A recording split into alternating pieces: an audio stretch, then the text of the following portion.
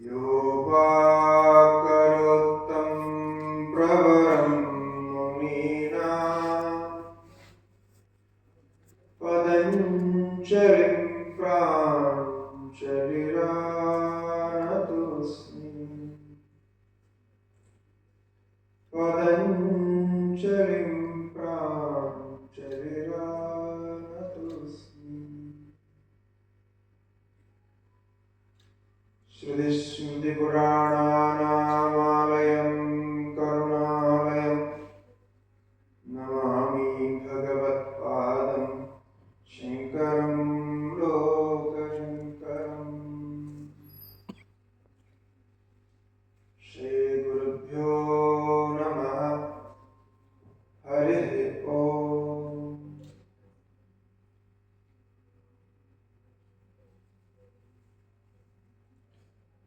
उपस्थित सभी योग जिज्ञासुगण,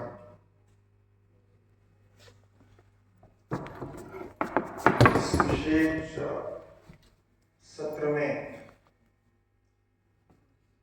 जहां 2 दिन तक योग संबंधी विचार प्रस्तुत होगा, अभी आपने योग का एक समन्वय रूप जो श्री विवेकानंद केंद्र के माध्यम से पूरा देश के लिए, पूरा विश्व के लिए प्रस्तुत है, इसके संबंध में श्रवण किया।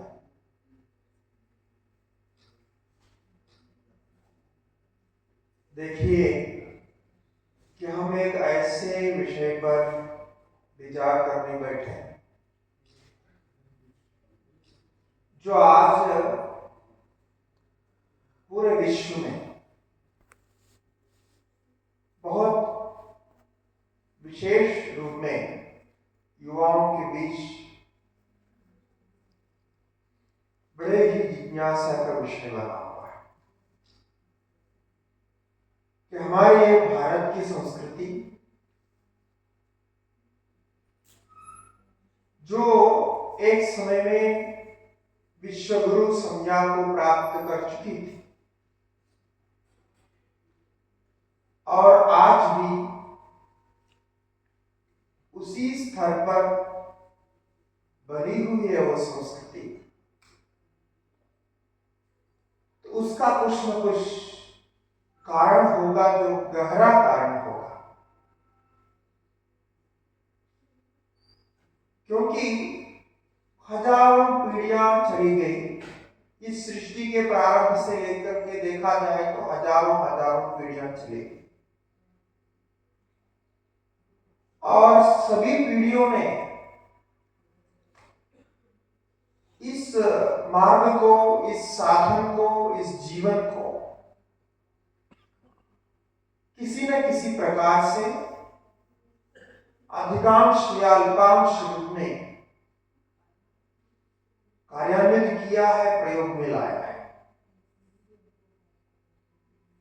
हमारे यहां एक ऐसी योग परंपरा थी, जैसे वैदिक काल से लेकर के ऋषि मुनि अपने नित्य संध्या कर्म करते थे, जो आप सुने होंगे, प्रातः काल, सायंकाल, मध्याह्न आदि संध्या काल में संध्या वंदन करना, ध्यान करना, जप करना, एकाग्रता का अभ्यास करना होता था। और उसके साथ में योग का भी अभ्यास होता था। विशेष करके सूर्य नमस्कार के कुछ विधान उसमें संलग्न था। हम सब अपने बचपन में अपने दादाओं से, पिता से ये अभ्यास किया, तो देखिए कितना सुंदर था कि छोटे बच्चे को ही यदि उस प्रकार से अभ्यास कराया जाए तो जीवन में वो पूर्ण एक परिवर्तन, एक व्यवस्था लाती है। जैसा भी कहा गया, ठीक ही कहा, योग केवल एक शारीरिक अभ्यास नहीं है। जहां तक पतंजलि योग की बात है, जो योग के दार्शनिक दृष्टि, मैं सबसे पहले आपको योग के ये जो प्रकार हैं, प्रकार के कुछ भेद, उसमें क्या क्या है, उसके तत्वज्ञान, उसकी फिलोसफी क्या है, इसका परिचय कराऊं, क्योंकि बहुत सारे युवा विद्यार्थी बैठे हुए हैं। तो ये जो योग की अनेक परंपराएं दिखाई दे रही है आज, ये कहीं ना कहीं शारीरिक अभ्यास को अधिक महत्व दे रही है। वो क्यों ऐसा हो सकता है? ऐसा नहीं कि योग में शारीरिक अभ्यास की महत्ता नहीं, किंतु वो उसकी प्रारंभिक दशा है। यानी योग आप अभ्यास करते, प्रारंभ करते हैं तो उसमें शारीरिक अभ्यास आता है, किंतु योग उससे भी बहुत दूर तक जाता है।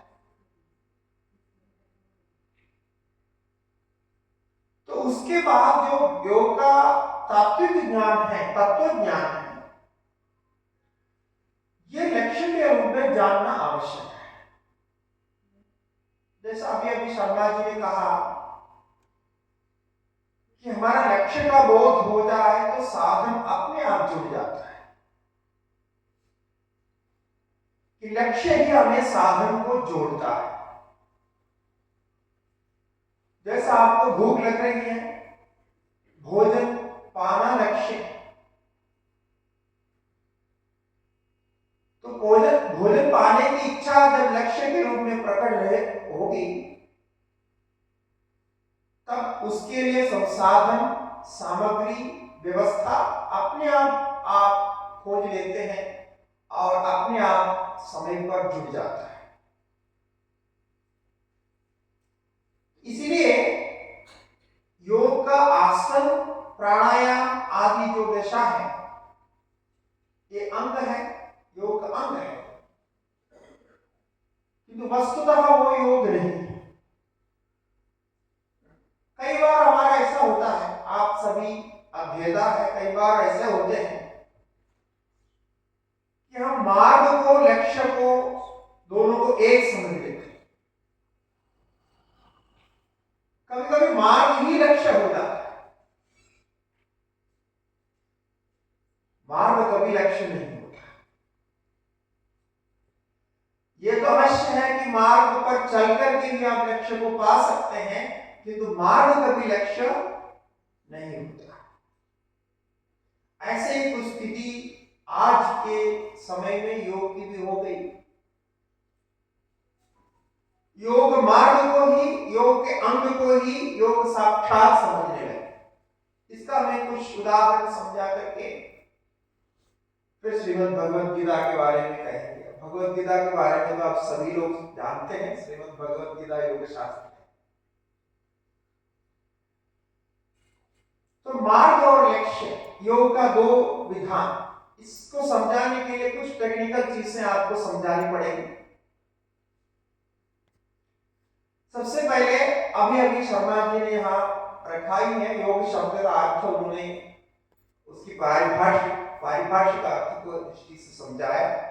मैं उसी को ही लेकर के उसमें दो बातें जोड़ देता हूं। ये जो योग शब्द है, उसमें योग में साध्य भी है, साधन भी है। जो शब्द एक ही शब्द में दोनों है, साध्य और साधन का अर्थ मार्ग और लक्ष्य। ये योग शब्द की विशेषता है। श्रीमद् भगवद गीता में योग शब्द अनेक स्थानों में प्रयोग किया है। लगभग 65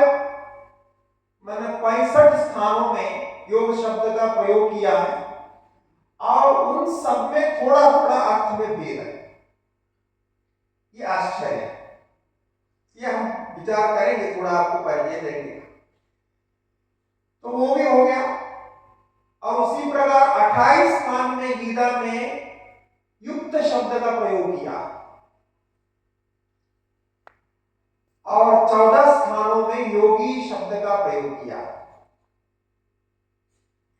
ये सारा मिला करके देखेंगे तो योग शब्द का प्रचुर प्रयोग भगवत गीता में मिलता है, जितना ज्ञान शब्द का प्रयोग नहीं मिलता है।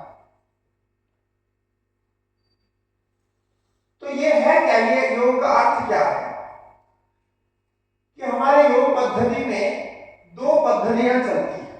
आप थोड़ा ध्यान से सुनेंगे इस बात को, बहुत एक टेक्निकल चीज में बोल रहा हूं। तो 2 पद्धतियां योग शास्त्र के दृष्टि से 2 पद्धतियां हैं, 2 अलग अलग सिस्टम ऑफ योगा फिलॉसफी है, योगा प्रैक्टिस है। उसमें एक है पातंजल योग दर्शन के अनुसार योग मार्ग, योग पद्धति। पातंजल योग दर्शन हमारे 6 आस्तिक दर्शनों में एक मुख्य दर्शन है, उसकी अपनी एक योग पद्धति है जो हम फिलोसफिकली दार्शनिक दृष्टि से बहुत महत्व देते हैं। दूसरी पद्धति है हठ योग की योग पद्धति।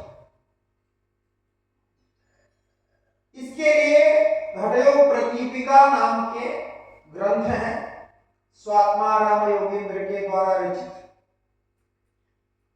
और शिव संहिता, धैर्य संहिता आदि ग्रंथ हैं। साथ में लगभग 22-23 योग उपनिषद भी है। ये एक अलग पद्धति है, तो ये सिस्टम ही अलग है। ये हठ योग प्रदीपिका संबंधी जो योग सिस्टम है वो अलग है, और पतंजलि योग संबंधी योग सिस्टम अलग है। ये क्यों मैं कह रहा हूं, इन दोनों का बहुत कंफ्यूजन हो गया। ये सिस्टमेटिकली अलग करने का अर्थ क्या है, इसके जो दोनों को लक्ष्य है, दोनों जो किस लक्ष्य को लेकर के चल रहे हैं, उस लक्ष्य को प्राप्त करने के लिए जो इमीडिएट जो मार्ग बताया, डायरेक्ट जो मार्ग बताया, इनडायरेक्ट मार्ग बताया, इन दोनों में अंतर है। इसको क्लियर करने से, इसको आप स्पष्ट समझने से कि योग का असली लक्ष्य क्या है मालूम पड़ता है। तो सबसे पहले योग शब्द का अर्थ जैसा अभी कहा गया, ये जो योग शब्द है जिसको आजकल अंग्रेजी में योगा कहते हैं, योगा, इसमें क्योंकि अंग्रेजी का उच्चारण के हिसाब से वो योगा हो गया, तो पूरा वर्ल्ड में आप योगा ऐसा प्रसिद्ध है।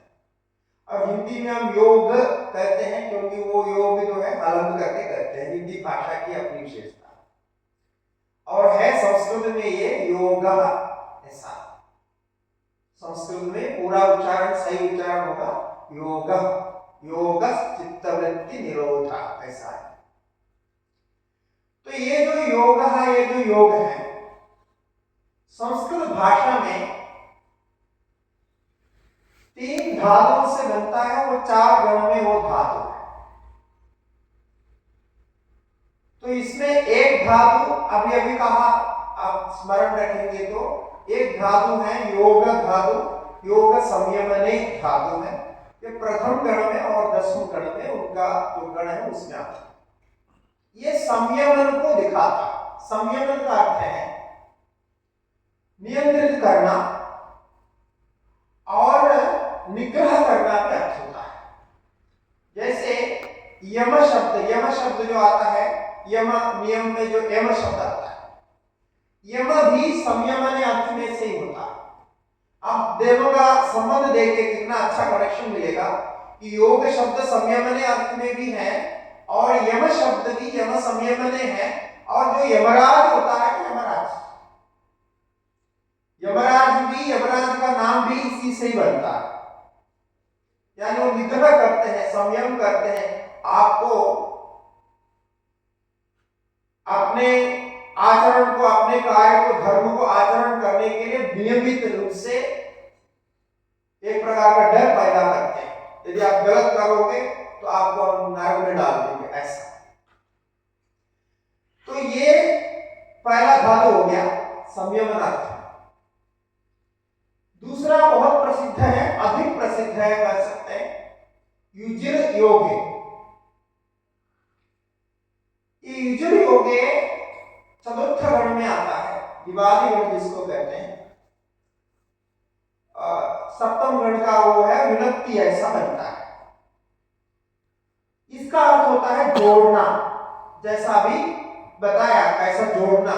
तो दो को कम जोड़ने के लिए कम से कम दो होना चाहिए, दो से अधिक भी हो सकता है, 1000 हो सकता है, जितने भी हो सकता है। तो जोड़ने के लिए भी योग शब्द का प्रयोग होता है। जैसा रस्सी को बांधना, इसके भी उन्हें विनक्ति ऐसा बोलते हैं। कहीं भी कुछ भी जोड़ना, लकड़ी को जोड़ना, रस्सी को बांधना, कुछ भी कपड़ा जोड़ना, जो भी होगा, जहां भी जोड़ना, बंधन करने को युजिर योगे ऐसा कहते हैं, जिस जो शब्द बहुत प्रसिद्ध है।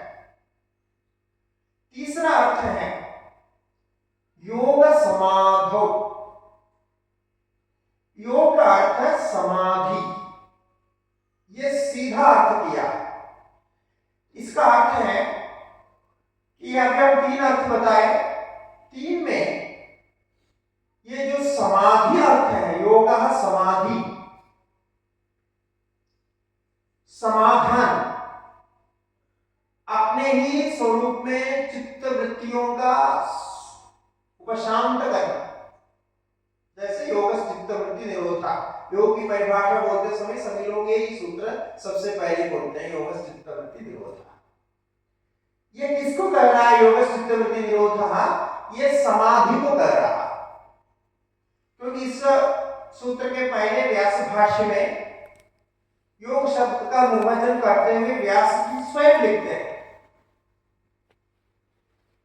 योग समाधि, ऐसा लिखते हैं। इसका अर्थ यह है कि पतंजलि योग दर्शन में योग शब्द का अर्थ समाधि ही अर्थ है।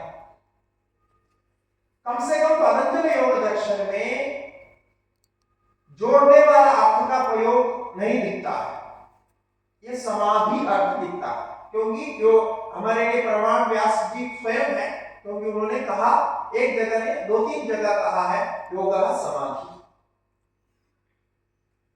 इसका एक विशेष अर्थ है, इसको बोलने के बाद दूसरे पर बोलेंगे। 45 मिनट्स और ले सकते हैं आप, स्टिल अवेलेबल 45 मिनट्स।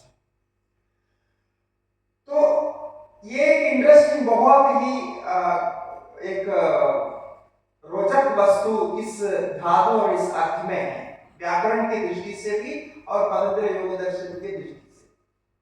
वो क्या है? ये जो योग समाधौ, ये जो अर्थ है, ये जो धातु का अर्थ है, ये धातु अकर्मक है, बाकी दोनों धातु सकर्मक है। आप सभी विद्यार्थी हैं तो अकर्मक सकर्मक को जानते होंगे, ट्रांसिटिव इंट्रांसिटिव वर्ब जो होते हैं, सकर्मक और अकर्मक। तो सकर्मक होता है ट्रांसिटिव और अकर्मक होते हैं इंट्रांसिटिव। ये सकर्मक अकर्मक क्या करते हैं? ये दोनों धातु का प्रयोग में क्या है? आप लोग व्याकरण जानने वाले कोई बता सकते हैं? What is the difference between transitive and intransitive? आप व्याकरण में बहुत कमजोर है। So it is very interesting when philosophy की दृष्टि से, क्योंकि फिलोसफी कहां से निकलती है? फिलोसफी कहीं बाहर से नहीं आती। फिलोसफी रियलिटी होती है, जो तत्व है उसका ज्ञान होता है, जो है उसका ज्ञान बताने के लिए उसको हम फिलोसफी कहते हैं। तो इसमें ये जो योग समाधि है ना, जो पतंजलि योग दर्शन में जिस अर्थ को प्रकाशित किया, ये धातु इन इंट्रांसिटिव है, अकर्मक है। अकर्मक में क्या होता है कि कर्ता कर्म क्रिया जो तीन भाग होते हैं, सब्जेक्ट ऑब्जेक्ट वर्ब तीन भाग होते हैं, ये तीन नहीं होते। उसमें तो केवल कर्ता और क्रिया दो ही होती है, क्योंकि ट्रांसिटिव के लिए वहां कर्म नहीं होता, ऑब्जेक्ट नहीं होता। तो उसका डेफिनेशन ये है कि कर्तृनिष्ठ कार्य प्राप्ति, कार्य की प्रयोजन जहां सिद्ध हो उसको इंट्रांसिटिव कहते हैं। इसको समझाने के लिए एक उदाहरण देता हूं, आप समझाएंगे। जैसे आई स्लीप, मैं सोता हूं, और एक वाक्य हम ऐसा प्रयोग करते हैं। दूसरा वाक्य हम प्रयोग करते हैं I cook food, I cook rice, तो मैं चावल पका रहा हूं या पका रही हूं। ये दो वाक्य हैं। इसमें मैं जब कहता हूं कि मैं चावल पका रहा हूं, इसमें सब्जेक्ट भी है, वर्ब भी है, ऑब्जेक्ट भी है। और जब मैं कहता हूं कि मैं सो रहा हूं, मैंने निद्रा को प्राप्त कर रहा हूं, तब उसमें ऑब्जेक्ट नहीं है, केवल मैं हूं और सोने की क्रिया। ठीक है। इसमें क्या होता है कि इंट्रांसिटिव में, समाधि में, उसका जो सोने का जो फलन, आप जो सो रहा है, ये सोने का क्रिया प्रयोजन कहां निष्ठा होगा, कहां स्थित होगा, वो कर्ता में आता है। क्योंकि कर्ता स्वयं सोता है और उसकी क्रिया भी उसी में है और फल भी उसका।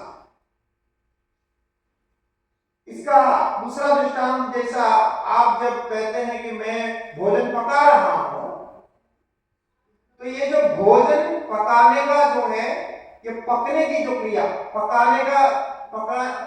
रहा हूं, ये तो क्रिया, कुकिंग एक क्रिया, उसका फल कहां आता है? जब आप चावल पकाते हैं, पकने की क्रिया कहां होती है? आप में होता है कि चावल में होता है? चावल में होता है ना। तो क्रिया फल कहां मिलता है? चावल में मिलेगा। पकेगा क्या? चावल। आप करने वाले होते हैं। तो ये ट्रांसिटिव में ऐसा होता है कि जो पकने की क्रिया है उसका फल है पकाने की, और पकने की जो क्रिया है, पकने की क्रिया जो पक जाता है वो चावल पक जाता है। आप उसके कर्ता होते हैं, लेकिन आप उससे अलग होते हैं। आप में वो पकने की क्रिया से कोई सीधा संबंध है ही नहीं। आप केवल उसको प्रेरित करते हैं, उसके लिए व्यवस्था बनाते हैं। किंतु मैं सोता हूं जब कहता, जब अनुभव है, उसका फल मेरे में ही आता है, कर्ता जो करता है उसी में आता है। ये है समाधि का अर्थ में इंट्रांसिटिव रखा। तो योग समाधि युज्यते इति योगः, ऐसे अर्थ में युज्यते समाधीयते अस्मिन् इति योगः, अर्थात पतंजलि योग सूत्र के अनुसार ये जो साधन है, समाधि भी एक साधन है, उस साधन का फल आप में आता है, उधर कोई दूसरा नहीं होता। दूसरा किसी का कोई संबंध नहीं, वहां कोई जोड़ने की व्यवस्था नहीं, कुछ है नहीं। जब दूसरा है नहीं तो जोड़ेंगे क्या? ये इसकी विशेषता है। किंतु जब हम दूसरी प्रक्रिया में, जब हठयोग में आते हैं, हठयोग जैसा हमने कहा, हठयोग की प्रक्रिया है। हठयोग सबसे पहले देखिए, हठयोग की परंपरा और पतंजलि योग की परंपरा दोनों अलग अलग है। पतंजलि योग सांख्य दर्शन की परंपरा में आता है, यानी पतंजलि योग दर्शन के जो पूर्व दर्शन है वो सांख्य दर्शन है, मदर फिलोसफी हम कह सकते हैं। बेस्ड ऑन सांख्य फिलोसफी ये पतंजलि योग दर्शन प्रस्तुत है। किंतु हठयोग प्रक्रिया, हठयोग जो दर्शन है, हठयोग प्रतिपिका के आधार पर ये सांख्य दर्शन से कोई कनेक्शन नहीं है उसका। आप हठयोग प्रक्रिया में, शिव संहिता में, गरुड़ संहिता में कहीं भी पुरुष प्रकृति की चर्चा हो या पंचविंशति 25 तत्वों की चर्चा हो जो सांख्य फिलोसफी में कहीं भी नहीं मिलेगा, वहां अलग ही प्रक्रिया है। उनके योग परंपरा भी अलग है। आदिनाथ से शुरू होकर के एक 34 योगियों की, गोरखनाथ आदि जो है 34 योगियों की चर्चा है। और सांख्य योग में कपिल मुनि से आरंभ होता है, यानी दोनों का सिस्टम अलग है और इनके जो बेसिस ऑफ फिलोसफी अलग है, सब कुछ अलग है। और ये जो हठयोग प्रक्रिया में आसन, उनके सबसे पहले आसन है। हठयोग प्रक्रिया में आप देखेंगे वहां यम नियम नहीं है, वहां हठस्य प्रथमांगत्वात् आसनं पूर्वमुच्यते कुर्यातदासनं स्थैर्यम् आरोग्यं च अङ्गलाभम्। यही प्रथमोपदेश में हठयोग प्रदीपिका ने कहा कि हठस्य प्रथमांगत्वात्, हठयोग का प्रथमांग आसन ही है, ऐसा कहा। और अष्टांग योग में हम कहते हैं यम नियम आसन प्राणायाम प्रत्याहार धारणा ध्यान समाधयः अष्टांगानि। यहाँ यम नियम से आरंभ होता है। तो ये आप स्पष्ट देख सकते हैं दोनों का सिस्टम में क्या अंतर है, बहुत डिफरेंस है। अच्छा, उसके बाद आसन होता है, प्राणायाम है। प्राणायाम आसन दोनों इधर भी है, लेकिन यम नियम के बाद है पतंजलि योग दर्शन। तो यहाँ आसन, प्राणायाम, मुद्रा, करण और समाधि अथवा कैवल्य, ये अंग इनके होते हैं हठयोग प्रदीपिका।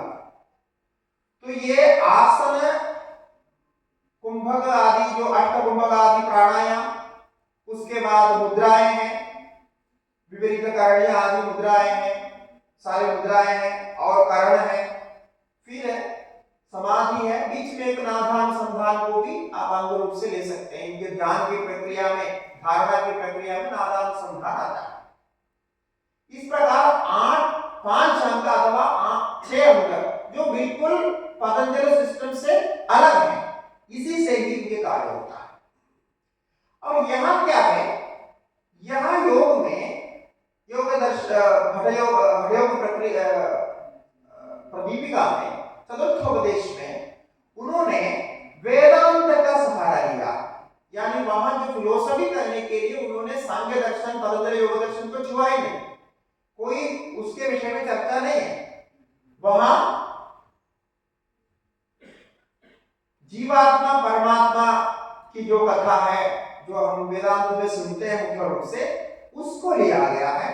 और कुछ तांत्रिक प्रक्रिया जो नादानुसंधान है, वहां जो है कला, बिंदु इत्यादि जो ध्यान की प्रक्रियाएं हैं, और कुंडलिनी योग है, और उसके बाद जो है चक्र है, षडाधार या सप्त चक्र आदि जो है, इन सबके प्रक्रिया हठयोग प्रदीपिका में मिलते हैं। ये सारी प्रक्रियाएं वैसे पतंजलि योग में है ही नहीं। पतंजलि योग में कहीं भी कुंडली की चर्चा नहीं है, न योग सूत्र में है न व्यास भाष्य में, बाद में आए हुए व्याख्याओं में जोड़ा है, लेकिन मुख्य मूल में वो है नहीं, और चक्र आदि की भी चर्चा नहीं।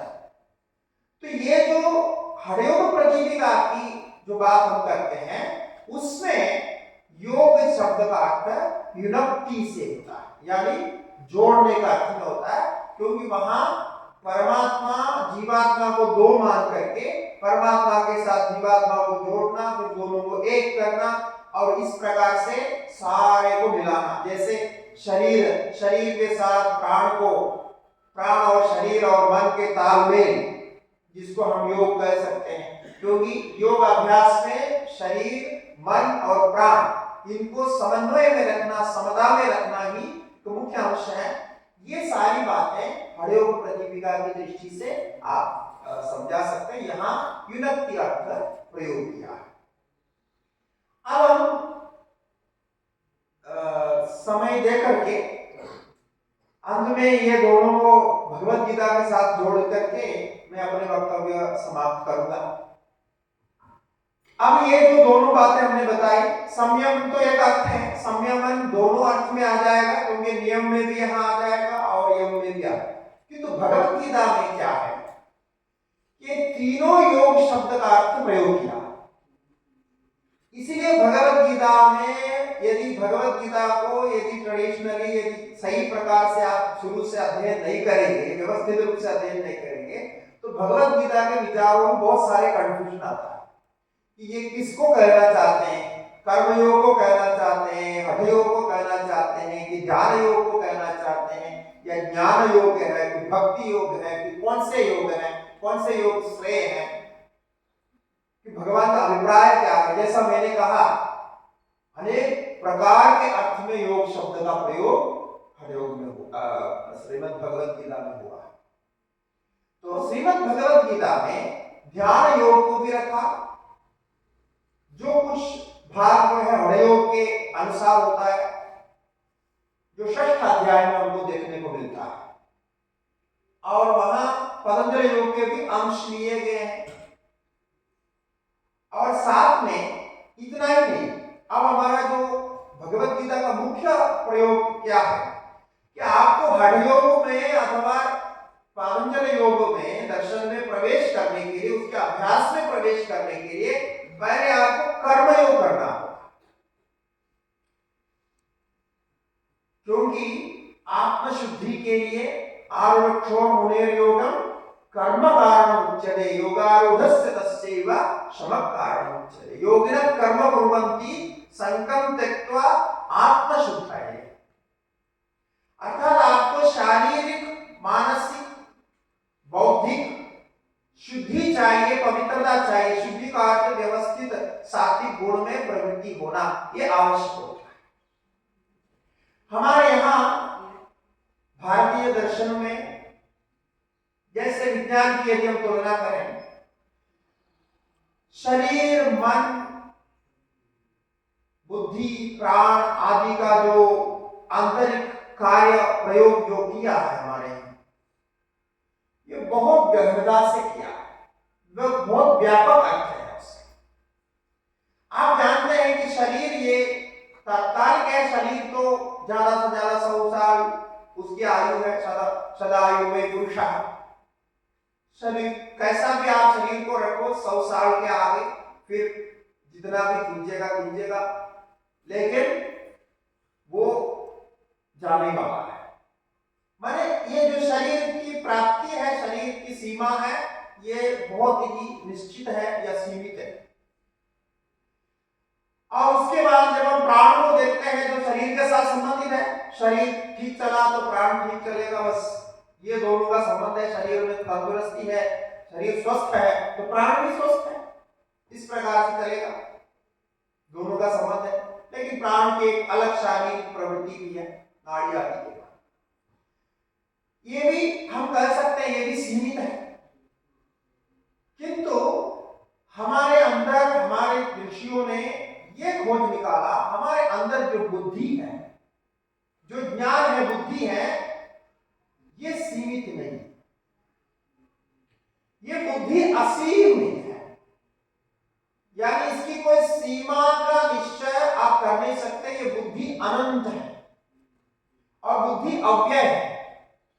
बुद्धि तब तक नहीं रुकती है जब तक आप जन्म जन्मांतर के बाद भी, जब तक कैवल्य को प्राप्त नहीं करते हैं, तब तक बुद्धि का विकास नहीं रुकता। यही मनुष्य की विशेषता है। और इस जो अपार जो साध्य है, ये अपार संभावना है, इसको हमारे ऋषियों ने देखा और उन्होंने कहा कि आज तुमको शरीर मिला है, मन मिला है, और इसके द्वारा तुम उस अपार तत्व को प्राप्त करो जहां जाकर के सब कुछ पूर्ण हो जाता है। उसी लक्ष्य पे और जाओ, और उसके लिए जो जो चाहिए वो लेना। और ये जो बुद्धि की अपार स्थिति है, प्राप्ति है, इसके बारे में आधुनिक विज्ञान को कोई ज्ञान नहीं है, ये इस प्रकार सोचता ही नहीं। तो आपके अंदर एक ही ऐसी विशेष है जिसके अंदर सब ज्ञान आ सकता है। इतने सारे विकास हम कर रहे हैं, अनेक कार्यों को लेकर के, ये सारे विकास कहां से निकल रही है?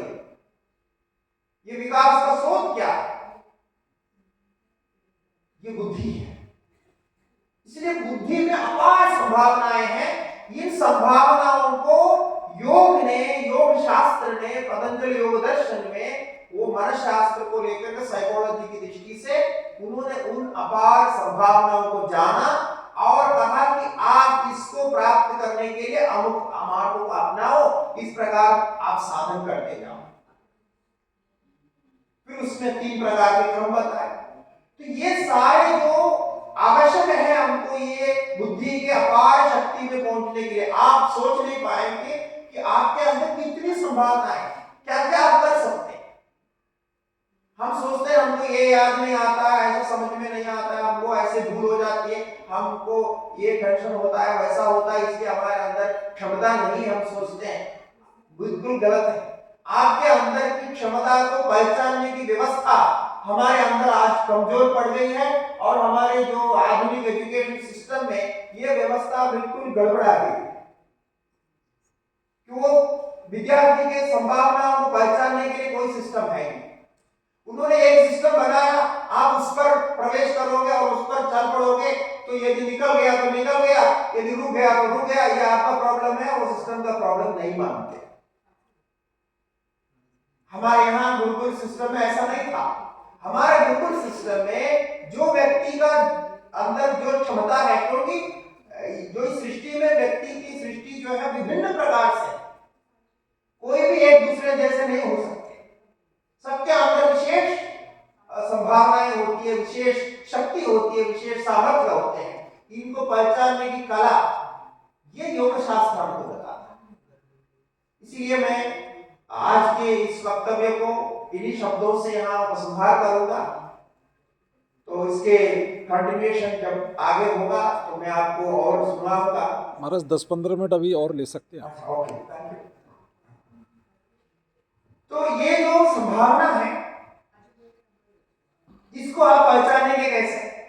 आप अभी हमने बोल दिया, आप मान रहे हैं कि मेरे अंदर ये संभावना है, कि संभावना को हम पहुंचाएंगे कैसे? कौन हमको बताएगा कि मेरे अंदर ये संभावना है, ये चीज मेरे अंदर है? इसके लिए आपको यहां भगवत गीता, श्रीमद् भगवत गीता और पतंजलि योग दर्शन और कुछ हद तक हठ योग के सिस्टम को, तीनों को समन्वय करना। जो हमारे जो केंद्र की जो अभ्यास क्रम है, इसमें इसको बहुत सुंदर ढंग से मिलाया कि समन्वय, integration of 3 different school of yoga. वैसे योगा के अभी बहुत सारे स्कूल्स निकले हैं, ये तो अलग है, लेकिन हमारे शास्त्रीय ढंग से हम 3 कर सकते हैं। इसका इंटीग्रेशन जब होगा, इसका जब समन्वय होगा, तब आप किसी भी स्थिति में हो, कोई भी स्तर से आप अपने को आगे बढ़ा सकते हैं। बहुत सारे लोग हमारे पास आते हैं, आजकल आप जानते हैं कि बहुत सारे युवा और जो प्रौढ़ लोग बड़े हैं, सब लोग जो है ड्रग्स के एंटी, बहुत अनेक प्रकार के ड्रग्स मतलब कोई गुटखा तो खाता ही है। अब लोग बोलते हैं आप गुटखे भी नहीं खाते, कैसे आदमी? तो ऐसा सोचता, ये स्थिति हो गई। तो अब इसमें से बाहर निकलना कुछ लोग चाहते हैं, लेकिन ये देखिए जो जितने भी प्रकार के ड्रग्स हैं, आप जानते हैं ये सारे जो ड्रग्स हैं किसी भी प्रकार का हो, वो शिवरात्रि के दिन भांग पीना भी हो, लोग वो भी तो भगवान के नाम से, तो भांग पीने के चक्कर में वो भगवान के नाम से बोलकर तो वो भी पीते हैं। ये सारी जो है आपकी बुद्धि को मंद कर देती है, बुद्धि को नीचे गिरा देती है। जब बुद्धि नीचे गिर जाती है, आपकी आत्मीयता नीचे गिर जाती है, तो फिर आपको कहीं भी कोई स्थान नहीं। आप केवल जीवन चलाने के लिए जिएंगे, काम चलाने के लिए काम करेंगे और खाने के लिए कमाएंगे और कमाने के लिए खाएंगे, बस इसी में रह जाएगा। मतलब बिल्कुल पशुवत जीवन हो। योग में ऐसी अद्भुत शक्ति है, हमने ये परीक्षा करके देखी है कि यदि आप योग का अभ्यास सूर्य नमस्कार से लेकर यदि करते रहेंगे, रोज ज्यादा भी नहीं, यदि 20-25 मिनट भी यदि प्रतिदिन आप अभ्यास करते रहेंगे, आप अपने आप ये ड्रग्स इत्यादि जो आपकी मानसिक स्थिति को गिराने वाली स्थिति से बाहर आ जाएंगे। कुछ समय के बाद आप स्वयं ही उसको छोड़ देंगे। ऐसा हमने परीक्षा करके देखा और उसका कारण भी हमारे पास प्राप्त है। क्यों ऐसा होता है ये मैं आपको बाद में बताऊंगा। क्यों ऐसा होता है, इतना स्ट्रॉन्ग, मतलब बिल्कुल एडिक्ट हो गया जो व्यक्ति, वो भी उससे बाहर आता है। यहां तक धीरे धीरे कई लोगों का ऐसा भी अनुभव है, योग करते करते, अभ्यास करते करते, वो जो मांसाहार आदि करते थे, नॉन वेज खाते थे, वो भी अपने आप छोड़ दिया, किसी ने बताया नहीं। ऐसी शक्ति आ जाती है। ये क्यों है? ये हमारे बुद्धि के अंदर, योग जो है धीरे धीरे हमारे बुद्धि के अंदर जो अंदर क्या जो रस है ना, क्योंकि आप ड्रग्स क्यों यूज करते हैं कि आप मजा लेना चाहते हैं, अपने बुद्धि से कुछ और मन से कुछ ऐसे विचार लाना चाहते हैं या ऐसे कुछ आनंद लेना चाहते हैं, शायद इसलिए आप ड्रग्स प्रयोग करते हैं। लेकिन यदि आपको अंदर से ही ये आनंद प्राप्त हो जाए, ये शक्ति प्राप्त हो जाए, ये एक प्रकार से उत्तेजना प्राप्त हो जाए, तो आप क्यों ड्रग्स लेंगे? अपने आप छोड़ दें। ये योग में ये शक्ति है, प्राणायाम में ये शक्ति है। हमारे योगियों के जो परंपरा आप देखिए, सभी उसी पर ही है। तो इसके लिए आपको योग किस स्तर से शुरू करना है, जैसा मैंने कहा कि कर्मयोग, ये समन्वय योग लाना चाहिए। क्योंकि आज हठयोग का ही मार्ग लेकर के चलने वाला एक भी नहीं मिलेगा। हमने जब हम हठयोग प्रतियोगिता की व्याख्या लिख रहे थे कुछ साल पहले, उसमें से कुछ चीजों को जानने के लिए, कुछ चीज को हम अभ्यास करते हैं तो उससे हम परिचित थे, और कुछ चीजें जो अभ्यास हम नहीं कर रहे थे, तो उसको जानने के लिए हमने बहुत प्रयास किया कि ये अभ्यास करने वाला कोई मिल जाए ताकि उससे डायरेक्ट हम प्राप्त कर सके उससे जानकारी। नहीं मिली। खेजड़ी मुद्रा करने वाले एक दो मिले, वो अभी भी हमारे प्रकाश में हैं, ऊपर रहते हैं। तो वो खेजड़ी अभ्यास करते थे, तो खेजड़ी के बारे में उन्होंने बताया ना, कैसे काटना है, जिह्वा को बाहर निकाल करके काट करके रोज रोज जो है उसमें मक्खन लगाना, फिर ये सब करना, बड़ा कठिन काम। तो कोई नहीं मिलेगा कि 100% जो हठयोग का ही अभ्यास करके जीवन चला है, यानी साधन कर, क्योंकि आज की परिस्थिति उसके लिए अनुकूल है नहीं, हमारे शरीर उसके लिए देगा ही नहीं। आप तो एक दिन भी जिह्वा नहीं काट पाएंगे, जीभ को कैसे काटेंगे अपने कोई चुरी से ऐसे काटना होता है, बड़ा मुश्किल काम। तो वो काट करके इसको खींच खींच करके बाहर लाना होगा, और वो जब बाहर आकर के इधर आके जुड़ेगा, ये जीभ जो ना ऐसे खींच करके फिर इधर तक जुड़ना, इतनी लंबाई जब होगी तब उसको अंदर करके तब खेजड़ी मुद्रा बनती है हठयोग के अनुसार। और उसके बाद क्या हो जाएगा, फिर आप बोल नहीं पाएंगे, क्योंकि बोलना बड़ा मुश्किल हो जाएगा, चबाना मुश्किल हो जाएगा, क्योंकि जिह्वा बहुत लंबी हो जाती है, तो बोलेंगे कैसे, वो घूमते रहेंगे, मतलब जैसे बच्चे बोलते हैं ऐसी प्रकार ही बोल पाएंगे, ऐसे हो जाता है। तो ये सब काम कोई नहीं करेगा। और दूसरा, पतंजलि योग दर्शन के मार्ग यदि हम देखें तो पतंजलि योग दर्शन के भी अनुसार उसमें जो संप्रज्ञा सवितर्क निर्वितर्क सविचार निर्विचार आदि सानंद निरानंद आदि जो समाधि के क्रम बताए हैं, और उन मार्गों के आधार पर जो प्रथम अध्याय के विषय है, अब दूसरा अध्याय नवस्वाध्याय ईश्वर प्रणिधान क्रिया योग के मार्ग, और बाद में अष्टांग योग, यमनियमासन प्राणायाम आदि अष्टांग योग, ये जो मार्ग पूरा पतंजलि योग दर्शन में। देखिए पतंजलि योग दर्शन में भी एक मार्ग नहीं है, आप सुने होंगे पतंजलि योग दर्शन को अष्टांग योग के रूप में। जो अष्टांग योग पतंजलि योग दर्शन में है, द्वितीय अध्याय में 27वां सूत्र से होता है, वो जो है ना, वो तीसरे कोटि के साधकों के लिए, वहां भी 3 कोटि के साधक हैं पतंजलि योग दर्शन। जो प्रथम अध्याय में वर्णित है वो उत्तम कोटि के साधक के लिए है, वो सीधा समाधि सवितर्क निर्विचार काल समाधि का अभ्यास करेंगे। अब उसका वो तो आपको समझने के लिए भी बहुत टाइम लगेगा कि इसका अभ्यास कैसे करना है। और दूसरे कोटि के साधक है जो द्वितीय अध्याय के प्रथम सूत्र में कहा तपस्वाध्याय ईश्वर प्रणिधान क्रिया योगा, ये दूसरे कोटि के साधक है, मध्यम कोटि के हैं। और तीसरे कोटि के साधक हैं जो यम नियमासन प्राणायाम प्रत्याहार धारणा ध्यान समाधि से वो 8 अंग, यानी ये योग के अंग है। योग माने जो समाधि, योग चित्तवृत्ति निरोध समाधि, और जिससे कैवल्य प्राप्त होगा। योग का मुख्य जो फल है वो कैवल्य है, उसका मुख्य साधन है समाधि। उस समाधि के 8 अंग है। इस प्रकार 3 प्रकार से वहां है। और ये भी आपको एक भी व्यक्ति आज भारत में नहीं मिलेगा जो पूर्णतः इन योग सूत्र के अनुसार जो मार्ग है उसका अभ्यास करते हैं। लेकिन हमने जब हम इस पर कुछ स्टडी कर रहे थे, रिसर्च कर रहे थे, तो हमने ये पाया कि हिंदू धर्म में योग साधन करने वाले जितने भी है ये सम्मिलित योग है, समन्वय योग वाले। लेकिन प्योरली पतंजलि योग सिस्टम को थोड़ा बहुत मतलब अधिक से अधिक प्रयोग करने वाले आज जो है बौद्ध दर्शन में है, बुद्ध मत में। बौद्ध जो दर्शन है उनके जो अनुयायी हैं, उनके जो अभ्यास करते हैं, वहां उनका पूरा सिस्टम, साधन सिस्टम यही है, योग दर्शन ही है। और उसी के आधार पर वो अभ्यास करते हैं। और हमारे से ज्यादा उनका वहां अभ्यास करने की तरीका और सिस्टमेटिक है और बहुत अच्छा वहां अभ्यास उसका करते हैं। तो ऐसे कुछ साधक को मिले जो बुद्ध भिक्षु थे, तो उन्होंने उसके बारे में बहुत कुछ बोला जैसा वहां कल। किंतु हमें क्या चाहिए?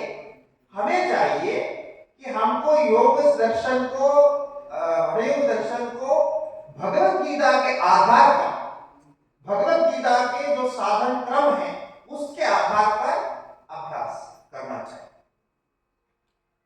कि भगवत गीता का आधार क्या होगा? जैसा भी हमने कहा आपको कर्मयोग करना है, तो कर्मयोग क्यों, किसके लिए करना है? कि क्योंकि हमारा मन प्रवृत्ति मार्गोन्मुख है, यानी हमारे मन हमेशा न कश्चित् क्षणमपि जातु तिष्ठति अकर्मकृत्, तो कर्म करता रहता है, चलता रहता है, हिलता रहता है। इसीलिए पहले कर्म योग करेंगे, तो कर्म योग के द्वारा शारीरिक, मानसिक, बौद्धिक और विशेष करके अहंकार अभिमान का एक संतुलन बन जाता है, यानी एक संतुलित भाव बनेगा कि इसको आप कैसे प्रयोग करेंगे। जैसा शरीर थक गया तो आपको मालूम पड़ेगा कि शरीर थक गया तो मैं इसको कैसे शक्ति, उस शरीर में शक्ति पाल कैसे कर सकता हूं, तो प्राण के द्वारा। और ये जो संबंध है प्राण और शरीर का, ये दोनों यदि आ गया कि आप कभी थकेंगे, बहुत अद्भुत है। बस ये दोनों के बीच में है ये थकने की प्रक्रिया। यदि दोनों का अच्छा तरह सम्मेलन मेलन हो गया, आपको पता है कि मेरे शरीर की कितनी शक्ति में प्रयोग कर रहा हूं और कितने मुझे बचानी है, और इसको मैं कहां से फिर डायरेक्ट करूं। यदि आपको ये आ गया तो वो आप कभी थकेगा नहीं, ऐसे निरंतर काम करते रह सकते 18 घंटा 20 घंटा, वो थकेगा। ये भी इसका योग का रहस्य है। यदि योग अभ्यास करेंगे तो स्वयं ही आप इसको अनुभव कर सकेंगे। और फिर उसके बाद बुद्धि और अहंकार का जो संबंध है कि बुद्धि हमको आगे का मार्ग, विचार के अधीन आगे का मार्ग दिखाता कि आपको ऐसा ऐसा करना चाहिए, ऐसा करेंगे ऐसा होगा। और लॉजिकली हम थिंकिंग करते हैं और हम एक डिसीजन लेते हैं। हमको एक मैनेजिंग पावर आता है कि हम किस प्रकार से इसको करेंगे। और कोई भी परिस्थिति हमारे सामने होने पर, कठिन से कठिन परिस्थिति होने पर हम विचलित नहीं होंगे, धैर्य पूर्वक आगे बढ़ेंगे। हमारे अंदर सहन शक्ति आएगी, क्षमता आएगी। ये सारे जो गुण हैं जो अत्यावश्यक गुण है हमारे जीवन को उन्नति पे ले जाना। ये सारे का विकास मन, बुद्धि और अहंकार यानी जो हमारे जिसको हम ईगो बोलते हैं शब्द में, इन दोनों का समन्वय से होता है। तो ये भी योग दिखाता है कि आपको इन दोनों का समन्वय कैसे करना। आपका कोई और एजुकेशन में ये दिखाएगा नहीं, क्योंकि उसका सब्जेक्ट ही वो अलग है। वो तो ये बताता है कि आप ऐसा करने के बाद में ऐसा मिलेगा, तो आपको इतने जो है आप पैसा कमा सकते हैं जीवन में, और पैसा कमाने का एकमात्र उद्देश्य सामने रखा है। अब सारी पढ़ाई उसी के लिए करते हैं। आप देखिए 10वीं तक आपने जो भी मैथमेटिक्स जो भी कुछ किया होगा, साइंस पढ़ा होगा, कुछ भी पढ़ा होगा, एटम्स के बारे में पढ़ा है, बहुत कुछ पढ़ा है, और उसके बाद में उसको कहीं प्रयोग किया है। पानी बना है H2O से, ये तो हम बचपन से सिखाते हैं। आज तक हमने H2 मिला करके H2O मिला के पानी बनाया ही नहीं। आवश्यकता नहीं, पानी तो बना मिल रहा है, इसका क्या है, जानकारी रखा तो आपको कोई प्रयोजन होता है? नहीं होता है, क्योंकि वो तो जानकारी के लिए है, परीक्षा लिखने के लिए। लिखने के बाद में जो सर्टिफिकेट हमारे हाथ में आता है वो काम का, जानकारी नाम की नहीं है। जानकारी के बाद में जो सर्टिफिकेट आता है हम उसी पर काम करते हैं, क्योंकि इसलिए तो लोग जो है पैसा देकर के जाली सर्टिफिकेट बनाते हैं, बोर्ड मार्क्स क्यों करते हैं? क्योंकि सर्टिफिकेट से सब काम चलता है। आप जानकार हो ना हो ऐसा कोई जरूरी नहीं। हमारे यहाँ ऐसा पहले गुरुकुल में ऐसा होता था कि आप कोई पढ़ करके आया, मैंने आप बोलेंगे मैं योग सूत्र पढ़ के आया, तो योग सूत्र पढ़ के आया मतलब पढ़ के आना अर्थ होता है कि आपको पर सारा योग सूत्र सुनाना पड़ेगा, और योग सूत्र में क्या क्या प्रश्न है उसका उत्तर देना पड़ेगा। यदि कोई वादी पूछता है कि ऐसा ऐसा क्यों हुआ, वो सारे प्रश्नों का उत्तर समाधान जब आप देंगे, उसका प्रायोगिक सब प्रयोग बताएंगे, तब जाकर के आप योग सूत्र का अभ्यास किए हुए व्यक्ति माने जाते हैं। जैसे ऋग्वेद का अभ्यास किया, मैंने ऋग्वेद पढ़ लिया, एक मंत्र भी याद नहीं, ऐसा नहीं होता। ऋग्वेद पढ़ लिया, सर्टिफिकेट है हमारे पास, बड़े यूनिवर्सिटी से सर्टिफिकेट लिया, लेकिन मंत्र एक भी याद नहीं। ऐसे पढ़ने वालों को हमारे पहले जमाने में पढ़ा हुआ नहीं मानता था। आजकल आपने सुना है ना, ये एक जो बालक 19 साल का बालक काशी में, कितना अद्भुत देखिए। अब वो हमारे जैसे ही तो बच्चे हैं, कहां से कैसे अभ्यास किया, और 50 दिनों तक बिना पुस्तक देखे लगातार बोलते रहना, घंटों तक सारा याद किया उसने।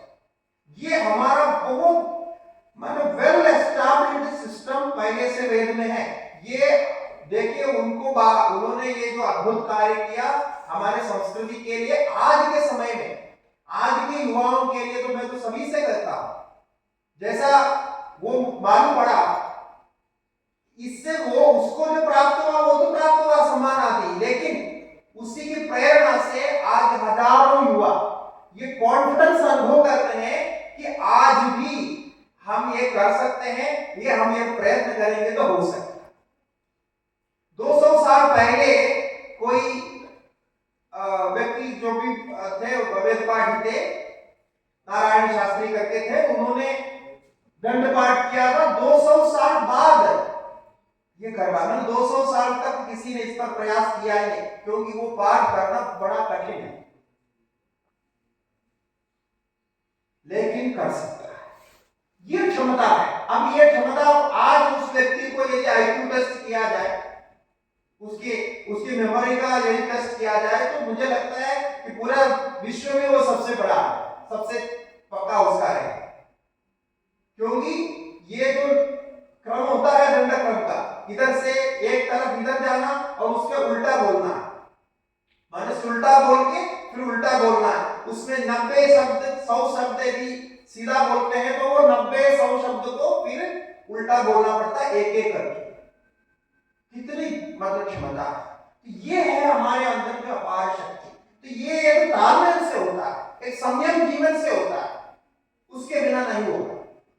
और ये सभी आप कर सकते हैं, यही हम योग मार्ग के द्वारा दिखा रहे हैं। वही हमारे श्रीमद् भगवत गीता, उसके लिए कर्मयोग, भक्ति योग, इमोशनल उसके जो कनेक्शन है वो सारे को ज्वाइन कर रहे हैं। तो इसके विषय में हम आगे आपको फिर से सुनाएंगे। और बहुत बहुत धन्यवाद, आपने बहुत ध्यान से इसका श्रवण किया।